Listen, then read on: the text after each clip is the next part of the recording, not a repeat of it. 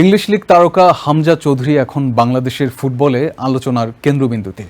বিমানবন্দর থেকে গ্রামের বাড়ি, তারপর ঢাকার হোটেলে, সবখানেই এই তারকা ফুটবলারকে নিয়ে সমর্থকদের উন্মাদনা ছিল দেখার মতো। দেশের ক্রীড়ামোদীরা তাকে নিয়ে নতুন করে স্বপ্ন দেখছেন। বুধবার রাজধানীর স্থানীয় একটি হোটেলে ভারতের বিপক্ষে ম্যাচ নিয়ে আনুষ্ঠানিক সংবাদ সম্মেলনে হামজাকে নিয়ে কথা বলেছেন জাতীয় দলের অধিনায়ক জামাল ভুঁইয়া। তিনি হামজাকে বাংলাদেশের মেসি বলে মন্তব্য করেছেন। বিশ্বের অন্যতম ফুটবল পরাশক্তির দেশ ইংল্যান্ডে পেশাদার ফুটবলার হিসেবে নিজেকে প্রস্তুত করেছেন হামজা চৌধুরী। খেলেছেন জনপ্রিয় ইংলিশ প্রিমিয়ার লিগে। লেস্টার সিটির হয়ে খেলার সময় মুখোমুখি হয়েছেন মোহাম্মদ সালাহ, কেভিন ডি ব্রুইনা, হ্যারি কেইনদের মতো তারকাদের। তারকা ফুটবলারদের সতীর্থ কিংবা প্রতিপক্ষ হয়ে খেলার চাপ ও রোমাঞ্চ দুয়ের অভিজ্ঞতা থাকলেও বাংলাদেশের জাতীয় দলের হয়ে মাঠে নামা হয়নি হামজার। সেই অপেক্ষা এবার ফোরাচ্ছে তার।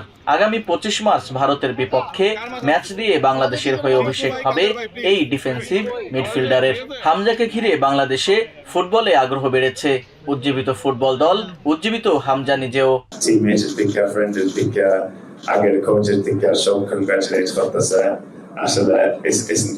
It's so nice for them to be able to see that side of Bangladesh and how emotional we are as a nation. But they've been nothing but positive. So very positive message sent for the and our family also proud feel for the season. I see as a মানুষই আমার দেশের আর ধারণা করা হয় হামজা এসেছে বলেই ভারত ফিরিয়ে এনেছে সুনীল ছেত্রীকে। দুজনের পার্থক্যে না গিয়ে হামজাকে এগিয়ে রাখলেন বাংলাদেশ অধিনায়ক জামাল ভুঁইয়া। বললেন হামজা বাংলাদেশের মেসি, আর তাই জোরালোভাবে জয়ের কথা বলতে সাহস পাচ্ছেন তিনি। আপনারা সবাই একটু খুশি আজকে, কারণ হামজা আসছে। সো এটা আমার জন্য ভালো লাগতেছে, অন্য প্লেয়ারের জন্য ভালো লাগতেছে। But we have to focus on the match. Our focus is not media, it's not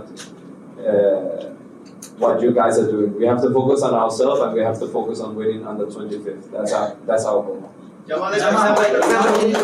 তবে আনন্দের মাঝে বিতর্কের উৎস করে দিয়েছে ফাহামিদুলের ফিরে যাওয়া।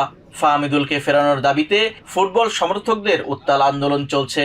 তবে কোচ হাবিয়ের কাবরেরা বলছেন ফাহামিদুল বাফুফের রেডারে থাকবে, কিন্তু ম্যাচের জন্য এখনো প্রস্তুত নন তিনি। I think the Fahamidul situation has been, to me, is a positive situation. We brought Fahamidul. I am the one who has selected Fahamidul because I have been following up on him for months. I have been in touch with his club and his sports director for months.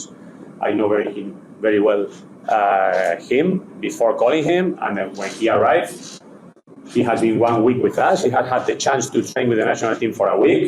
We have been able to meet him and know him better.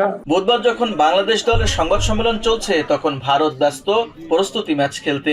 বাংলাদেশের আক্ষেপ হয়ে রইল সেই match না খেলার। Mujahidul Islam, TVN 24, Dhaka.